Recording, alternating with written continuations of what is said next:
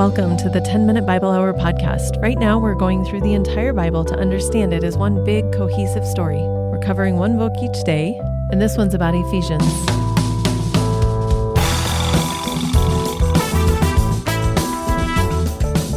Ephesians is a letter written by the Apostle Paul to the church in Ephesus, and it reads way different tonally than what we've seen in 1st and 2nd Corinthians and in Galatians. It is clear that Paul thinks very highly of this church and that Paul loves this church and that this church, unlike Corinth, has not been a pain in the butt. Instead, here he feels the opportunity to write a letter that is very forward-looking and very celebratory about what God has done and the role that they have played in it there in Ephesus, and what the implications of what God has done in the distant past and in the recent past, what those implications are for whoever's reading this letter moving forward. So this is a very optimistic letter that is not all about fixing stuff that is broken and screwed up and looking backwards. This is forward, forward, forward, hope, hope, hope. And there's a reason this book of the Bible has been beloved by Christians for 2 millennia. Paul's relationship with the church in Ephesus, which is on the far west coast of modern-day Turkey and was a very, very prominent Greek city back in the day. Paul's relationship with this church is different than his relationship with some of the other churches we've seen, where he obviously had the primary role in founding that church. Here, it looks like there were already Christians in Ephesus when Paul first showed up. And this is where we get introduced to the characters of Priscilla and Aquila, a couple of important Christian leaders. They were a married couple. They factored prominently in the church in Rome as well. And so in Ephesus, Paul was more joining something that already had some momentum and bringing theological clarity to it as well.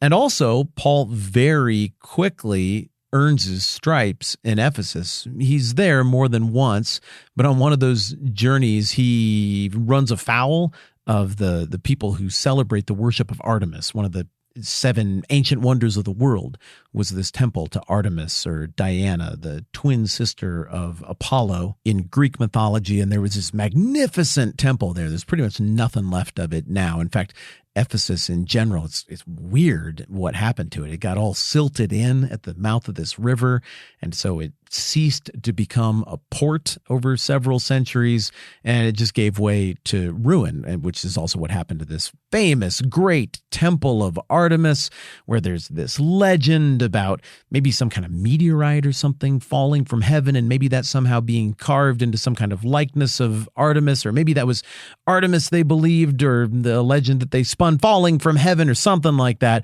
Whatever the case, people in the ancient world bought it, and there was a whole lot of religious tourist travel, pilgrimage to Ephesus, where people spent a ton of money. Well, then along comes Jesus through the teachings of Paul and Aquila and Priscilla and the leaders of that community who made little idols and stuff, trinkets and stuff that you could sell at gift shops associated with the Shrine of Artemis.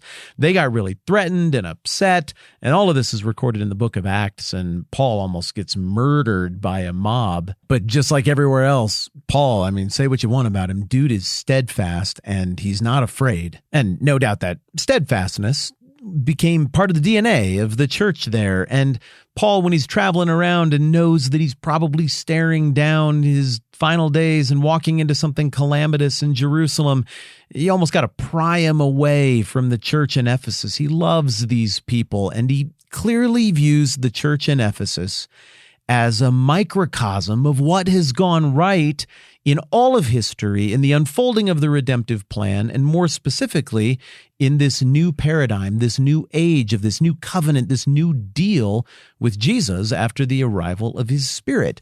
And in light of all of that, despite the fact that this letter was being written from a Roman prison, Paul is just so excited. It's like he's overflowing throughout this whole letter.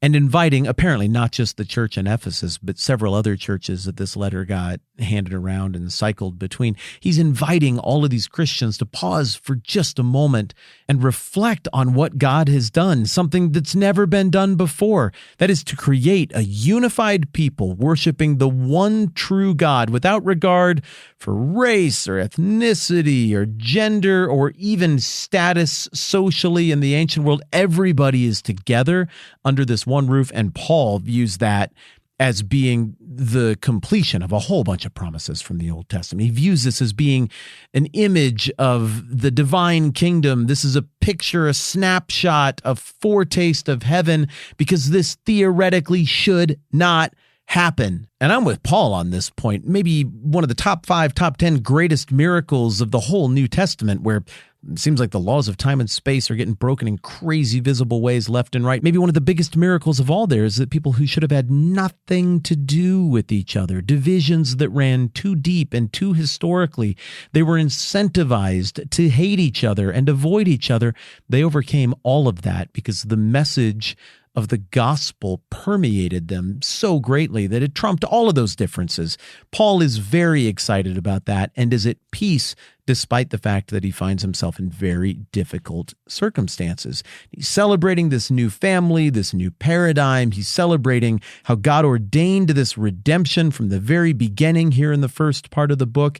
He's talking about how all of this is for God's glory and that he is master over how all of this is unfolded. And he further celebrates that all of it is by grace. Just look at the history of everything. It's too ugly. There's too much hurt for all of it to get worked out by people just acting a little bit nicer all of a sudden. The only way this could happen was to be undergirded by the forgiveness of God, by the grace of God. And he says that it is indeed by that grace that we've been saved, whether Jewish or Gentile. And that salvation isn't just a change of mind or an inclination toward being nicer. He says that we were dead, that we were deceived, fooled by this spirit of darkness in the world, and that there is no way to bring ourselves alive. But then God, through Christ, made us alive, and that Christians being made alive isn't just for the purpose of marveling, as Paul is doing, at how awesome this story is and how amazing it is that happened to this person and that other person who's now in Christ.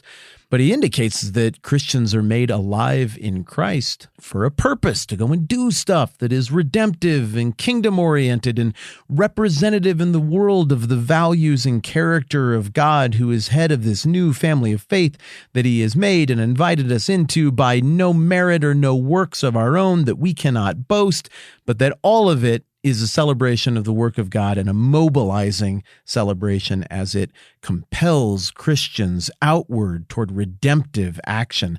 It is wonderful, and I cannot get enough of the whole book of Ephesians, but you get quickly wrapped up in this celebratory feel and tone along with Paul, especially when you encounter Ephesians after going through the whole Bible and seeing all the ups and downs and the yucks.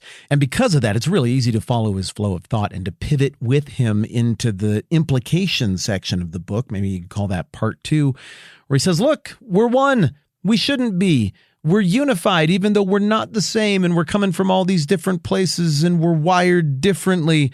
And then he chases this celebration of unity with sort of an expanded look at the contrast that we got at the end of the book of Galatians between the acts of the sinful nature and the fruit of the Spirit. And he talks about how that both makes right relationships within society, within marriage, within family possible. But further, he points to that image of the mutual self-sacrifice between the man and a woman in marriage, and talks about how that is somehow exemplary of the relationship between Christ and his bride, the church. But then Paul wraps up the letter by saying there is something working against this beautiful new paradigm, this family of faith, and it's hardwired into everything. It's ethereal, it's institutional, it's packed into the seams and the assumptions behind everything. And further, there is a spiritual, active, evil, personal resistance to this glorious new family of faith that God is building.